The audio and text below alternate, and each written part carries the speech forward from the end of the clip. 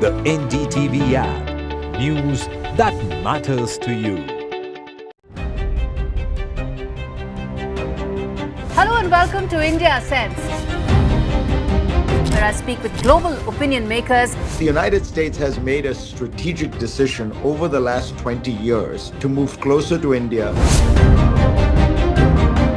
So a $7 trillion economy seems a perfectly conceivable number. If you want to be a national party, it's that you sort of accept the way the world is rather than want to endlessly hark back to how it was. Modi is promoting the digitization of the economy, which is accelerating growth in the country. Landslide devastation in Kerala's Wayanad. Join NDTV's initiative. Donate for Kerala.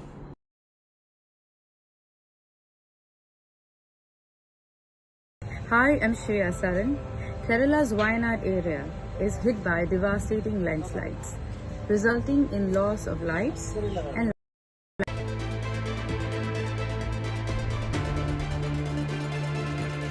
Hello and welcome to India Ascends. I'm Gauri Dwivedi. This is a show that gives you a ringside view of all that matters to India in the world of global politics and global economics. But first up, the headlines this week.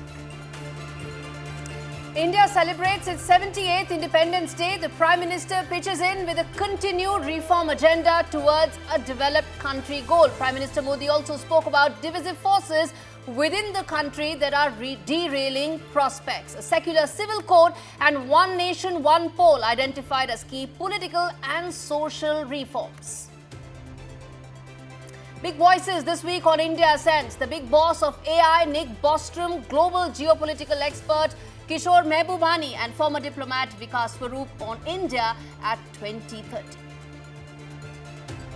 Seventh round of talks between US and Israel spy chiefs since the Israel-Hamas war broke out on 7th of October last year. Egypt and Qatar are brokering the current peace talks, even as death toll in the ongoing war may have crossed 40,000 mark. Remains to be seen if any truce will stop the retaliation that Iran has vowed after Israel carried out twin assassinations. Ukraine's assault of Russia's Kursk region has made it the largest incursion into Russian territory since the Second World War. Ukraine claims it now is in control of 1,000 square kilometers of Russian territory. Russia has announced a state of emergency. And the World Health Organization has declared the outbreak of monkeypox, or Mpox, as a public health emergency of international concern, with Sweden and Pakistan reporting a case each. China has said it will monitor individuals and persons entering the country for the next 6 months.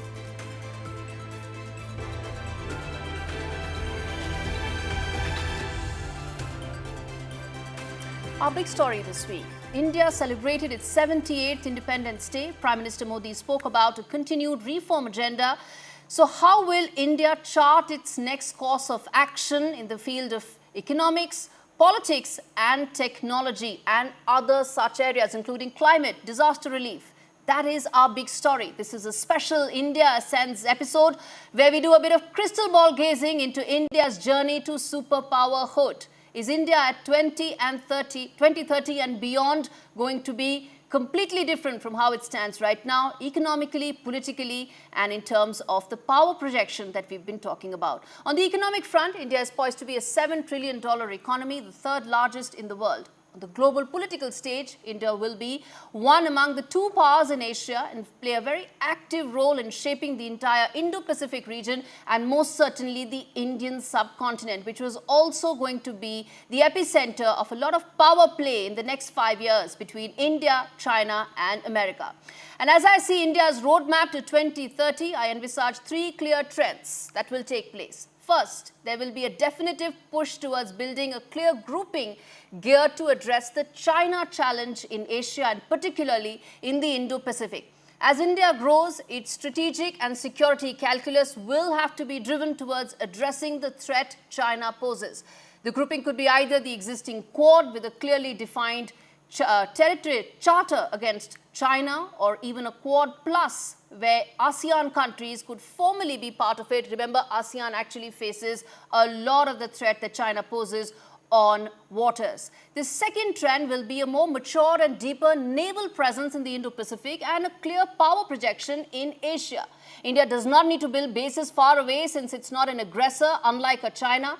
But locations like the Andaman and Nicobar Islands, which are close to the Malacca Straits, will have to be developed, and in fact must be developed, to ensure that they are more than just existing research locations. And the third clear trend will be a clear shift towards technology and tech-enabled economy. India is getting on the semiconductor bus late, but that doesn't mean it cannot catch up. And the way to do that is to focus on the assembly, testing and packaging part of the value chain. This is the low end of the semiconductor value chain, where China currently dominates. One where companies can be incentivized to shift operations to India, and one where every country in the world wants to ensure that they can have that shift. Assured availability and supply of semiconductor chips is a global concern, and I feel India stands to gain significantly if it provides just the right set of SOPs in the next couple of years. To talk on all that and more, let's get in the set of top voices on the show. We've got a lineup of power-packed top voices. First up on the show,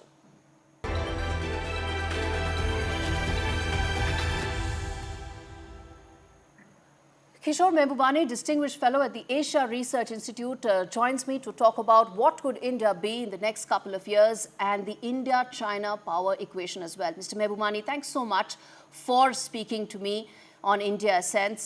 So my first question, what do you think should be India's moves going forward, directions in Asia and in its neighborhood in the next couple of years that could define its position in the Indian subcontinent? Well, I'm extremely optimistic for India. You know, there are 193 countries in the world. It's actually quite surprising that the list of countries the number of countries out of 193 countries for which you can feel strongly optimistic for is not very great. But India is on top of the list of countries that you can feel optimistic for. And India's growth is just beginning. You know, it's like where China was in the 1980s, 1990s, and then you saw subsequently how fast China grew. So India is approaching its takeoff phase for its development. And like many people, I'm optimistic for the future of India.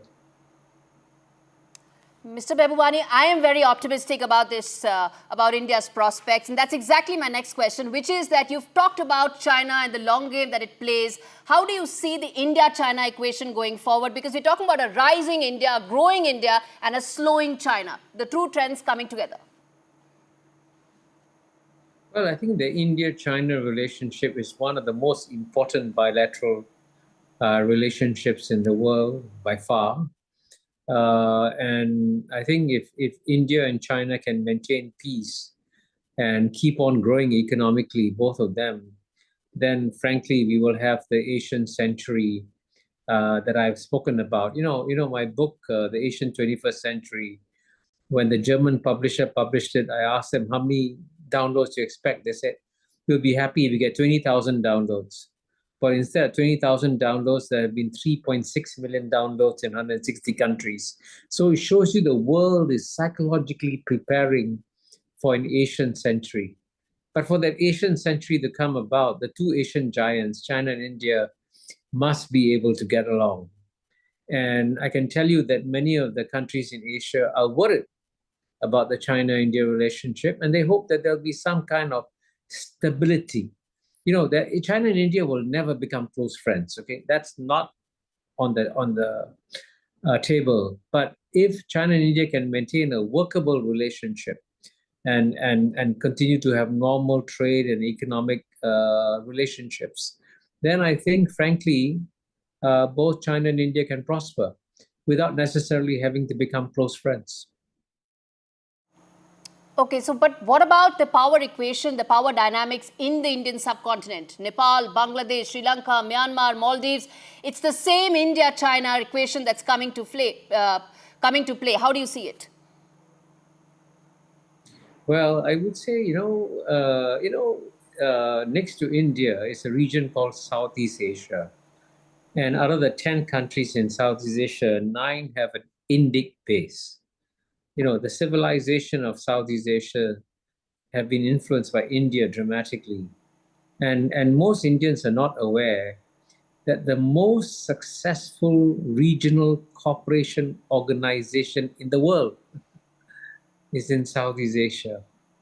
Even though Southeast Asia, with 700 million people, close to 700 million people, is the most diverse region on planet Earth. Yes, 250 million Muslims, 150 million Christians, 150 million Buddhists, Mahayana Buddhists, Hinayana Buddhists, Taoists, Confucianists, Hindus, communists. It's a remarkably diverse region, and yet that is growing incredibly fast. Okay? And I'll give you one statistic. In the year 2000, Japan's economy was 8 times the size of ASEAN's economy. 8 times in 2000. Now it's 1.2 times bigger. By 2030, ASEAN will be bigger than Japan, which was the second largest economy in the world. So there are parts of Asia that are growing and thriving and doing very well. And there are huge economic opportunities for India in Southeast Asia. This is also a region where there are deep American interests. How do you see America in this power dynamics in this region? Well, I can tell you that ASEAN, when it was created in 1967, was attacked as a pro-American organization. In fact, both China and the Soviet Union condemned the creation of ASEAN in 1967. And sure enough, ASEAN has amazingly managed to maintain close ties with the United States of America and managed to maintain close ties with China also. And the United States has invested more in the ASEAN region than it has in China, Japan, South Korea, and India combined. That's an amazing statistic, amazing. So it shows you, and at the same time, the China-ASEAN trading relationship is the largest trading relationship in the world. It came to almost $1 trillion in 2022. So you can see, therefore, that Southeast Asia has learned to handle the relations with both China and the US extremely well. All right, Kishore Mahbubani, thanks so much for speaking to NDTV on what India-China dynamics is going to look like in the next couple of years. But how does India move ahead? What will India look like and its geopolitical equations look like in the next 5 to 6 years? We've got another top voice on the show. That's Vikas Swarup, former diplomat, he's former spokesperson of the External Affairs Ministry, joining me on the show. Mr. Swarup, we speak at a time when India at 2030 conversation is gathering pace. We celebrated the 78th Independence Day. How do you view India in the next 5 to 6 years from an economic as well as a geopolitical point of view? Yes, I think, look, right now India is in a geopolitical sweet spot. If you look at our entire neighborhood, there's a lot of instability. We are the only bedrock of stability in the neighborhood. And internationally also, India is now acknowledged as one of the poles of the multipolar order. Our HADR capabilities, humanitarian assistance and disaster relief capabilities are recognized the world over. Most importantly, earlier when India was seen as part of the problem, now India is increasingly seen as part of the solution. So I think that is the big change that has come. And come 2030, I think we would be the third largest economy in the world. And that itself will add to India's heft. It would add to India's weight in world affairs. And it would further expand, I think, India's soft power as well as India's hard power. If India is part of the solution, then tell me, sir, how is it going to now shape the future world order? No, we are shaping the world order already. I think we will shape it even more in the years to come, because on any important conversation that involves the entire world, whether it is climate change, whether it is cybersecurity, whether it is international terrorism, whether it is global health, you cannot do without India. After all, we represent 1/6 of humanity, which means our voice has to be heard. And more importantly, the decisions that we take in all these vital matters are decisions that will impact the rest of the world. So our voice is definitely already being heard and will be heard even louder in the years to come, just because of the sheer weight that we bring to international affairs in terms of our population, in terms of our economy, and most importantly, in terms of our human resources. Because, India is one of the youngest countries in the world. We will provide probably 25% of the world's labor force. Mr. Swarup, Kishore Mahbubani just joined me on the show, and the first thing he said was India, China don't need to be friends. They need to find some way of working together with each other. How do you view the India-China equation? Because that's really going to decide the next few years and decades for Asia and the world. No, security is very, very important. And unfortunately, we live in a neighborhood, which is a bit volatile, which is prone to instability. And then we live next to two nuclear powers, Pakistan and China. So from that point of view, security is paramount. It's very, very important that we secure our neighborhood because, the whole purpose of India's foreign policy is to secure a favorable external environment for our domestic development. And that is why securing the neighborhood becomes very important. And that is why we have the neighborhood first policy. Because if your own neighborhood is not stable, then how will you move and how will you work towards stability in the wider world? So that's why I think neighborhood first is very important. And, we are forging partnerships with each of our partners, whether it is Nepal, whether it is Bhutan, whether it is Bangladesh, whether it is Maldives, whether it is Sri Lanka, whether it is Myanmar. With all of them, we have ongoing dialogue, we have ongoing cooperation mechanisms. We have contributed in a major way to their progress and development. Of course, we also have to deal with challenges. And I think China is a major challenge. But I think the beauty of diplomacy lies in managing the challenges and enlarging the areas of cooperation and shrinking the areas of disagreement. Indeed. And for the next 5, 6 years or 10 years maybe, for India to actually take leadership of Global South, how important will be areas like climate change and disaster relief where India needs to lead from the front? Climate change is obviously, I think, the foremost challenge facing the world at the moment. Because as the UN Secretary General has warned, we are on a catastrophic path to almost 2.3 degrees centigrade warming, which would mean absolute catastrophe for, not only the human ecosystem, but also the animal ecosystem, the plant ecosystem. And that's why, agreements like we had during the Sharm el-Sheikh summit, during the Glasgow summit are important. We have to phase down our use of fossil fuels. We have to increase our use of green energy. We have to, try and make development as sustainable as possible. And I think India is taking a leading role in this. Some of the world's largest solar plants are coming up in India. We have massively upscaled our own use of renewable energy. And I think Prime Minister Modi's vision of this lifestyle for environment is very, very important. Climate change is not just an issue of global warming. It is also an issue of our lifestyle choices. If our lifestyle choices are going to be such, which are going to contribute to global emissions, then, whatever we may do, we are not going to be in a good position. And that's why it's important that we change our own lifestyle.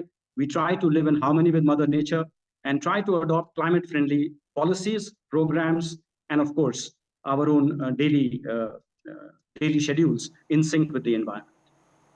Ambassador Swarup, thanks so much for speaking to me on NDTV.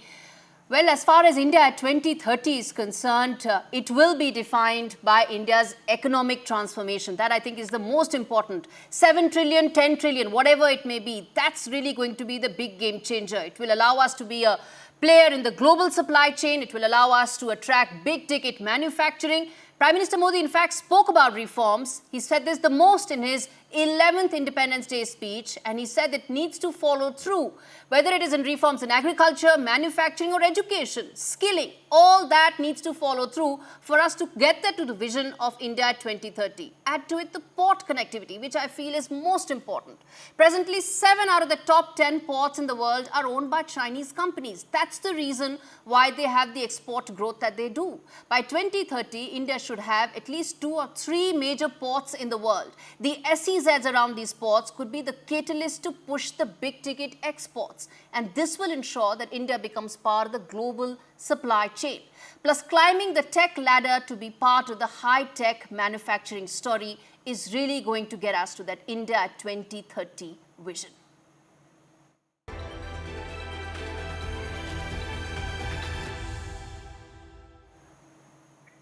Shifting focus now to the first wide-angle story on the show.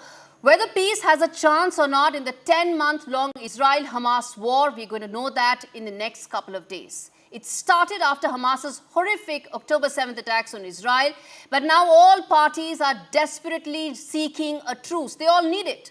But it's anyone's guess if it can happen or not. People of Gaza most certainly need it. The report suggests that death toll has crossed 40,000. And in fact, some reports suggest that just clearing the debris is going to take them $700 million, if not more. Israel needs the truce as well, since there's no other way it can get those hostages back. Well, US needs this as well, since the continuation of the war is very bad optics for both the candidates in an election year.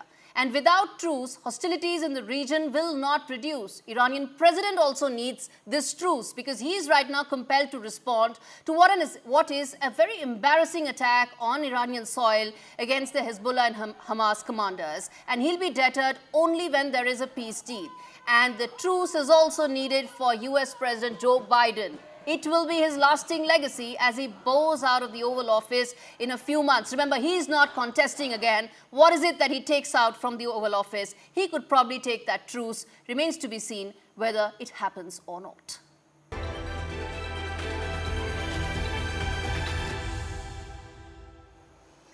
The second wide-angle show on India ascends today. With 194 million followers on X, anything that Elon Musk says has the power to multiply manifold. The tech billionaire knows that, and he's now at the epicenter of a raging controversy of using his position and his social media platform X to promote what many people feel is actually half-truths, even as he's championing free speech. There lies the irony. From terming UK Prime Minister as too tired to doing a 2-hour-long, very positive, favorable interview with Donald Trump, Elon Musk is now testing the limits of his platform X. Which way this tussle will go will probably decide the fate of the platform as well as the future of free speech argument as well. Remember, UK doesn't have the First Amendment, which means that people actually get jailed. They can get arrested for what they say, and that's happening. When the protests happened in the UK, a lot of people did get jailed for just that.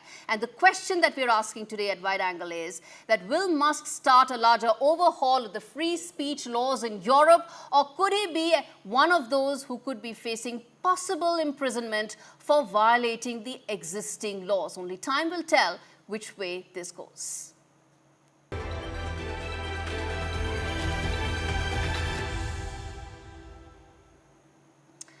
Well, this is a show where we've got another top voice. As I said, power-packed top voices on the show. And now it's Nick Bostrom, the AI guru, who's talking to me at a time when the world is witnessing conflicts from Russia, Ukraine, and the Israel-Iran one to the turmoil and flux that's happening in Bangladesh. It's the role of technology in stoking some of these fault lines that's really coming to fore. Nick Bostrom talks about that and a lot more. Thanks so much, Professor Bostrom, for speaking to me and speaking to NDTV. The first question, sir, I want to ask you is that what really does India's role is as far as the overall automation process is concerned? How do you see that unfolding, whether from a business point of view, from a social point of view, and the impact this could have for a country like India? Well, I think maybe the next pin to fall there might be these kind of customer service call centers, where the technology, I think, already is good enough to automate a lot of those jobs. Then I think there will be a new generation of AI, maybe around next year or so, where we start to introduce more agentic capabilities. So far, the sort of leading edge large language models are basically question answering systems. And I think what we will start to have are simple agents that can execute a sequence of tasks in pursuit of some user specified goal. Maybe you can ask it to do some simple, like make a travel booking or something initially, and then it will kind of expand out from there. It will also be interesting to see whether robotics will start to advance. So far, I feel robotics has been lagging a little bit. Like the most impressive AI systems so far have been purely text-based or solving various games. But if robotics really starts to work to the point where you can sort of do a demonstration of a task, like how you fold your laundry, and then you have this kind of Optimus bot or some other bots that can learn to do that, then that would open up a much larger scope for automation of various manual tasks as well. It will be a fast-moving field over the coming decades, I'm pretty sure. Professor Bostrom, AI also scares a lot of governments. Are there enough guardrails in place? Is enough being done about it? There might be enough for the current generation of AI systems, but AI, as I said, is a rapidly moving target. And the guardrails and regulations will need to be able to adapt very quickly as the technical capabilities of AI systems advance. We can just look back a few years ago and see how big the difference is between what the current generation of language models can do compared to what was possible 5 years ago. And then if you extrapolate a few years into the future, we might see an equally large or even greater leap in capability. So I think regulators will need to be very fast moving and keep informed. And we shouldn't imagine that we could sort of now define the ideal regulatory solution, put that in place, and then sit back and watch things unfold. This will need to be adapted almost in real time. Professor Bostrom, this is India Ascends, and I have to ask you, how do you view India's role in shaping AI and technology tools of tomorrow? Yeah, so I'm not an expert on India. I know it has a strength in software, and I think that could be leveraged to, I mean, ultimately AI is kind of software. You need big chips to run it, but I think there's an opportunity there to get in on this AI transition early, and then that could unlock huge opportunities for the future. And I think AI will be a central factor that determines the shape of things to come. Professor Bostrom, many thanks for speaking to NDTV. And with that, we've come to the end of India Ascends. But I leave you with this video this week, which is of the 4 air chiefs of India, Spain, France and Germany who flew in a formation as part of the multinational exercise Tarang Shakti that was held in Sulur in Tamil Nadu. Take a look.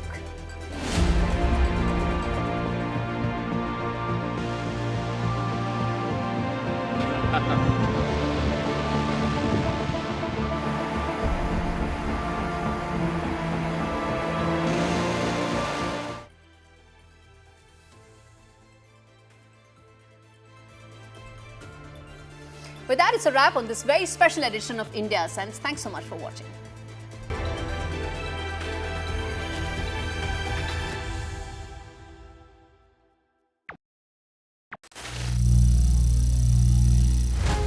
Some people say the metaverse will only be virtual. One day this lecture hall will be made of code, and driverless cars would be trapped in intersections. But even in this maze of the future, you can't wish away health. It's time to become more resilient.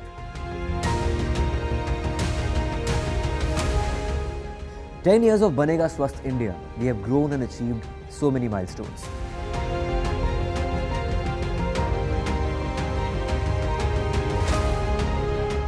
And now I have a plan to beat the urgency, to stop breathing with difficulty, to relieve getting choked with inactivity.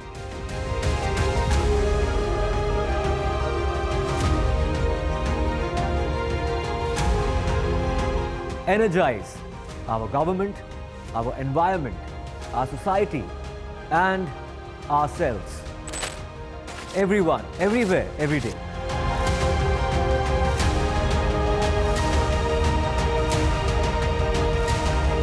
Banega Swasth India. One world hygiene. This week on India Ascends.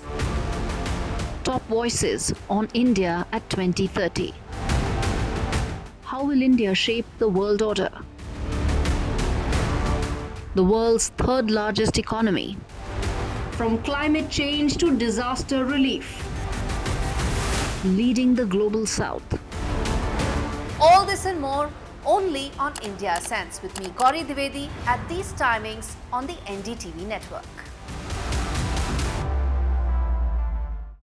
Stay informed and entertained with the new and updated NDTV News app.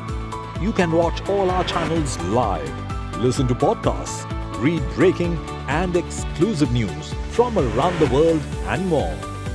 Download the NDTV app today and get access to the best journalism and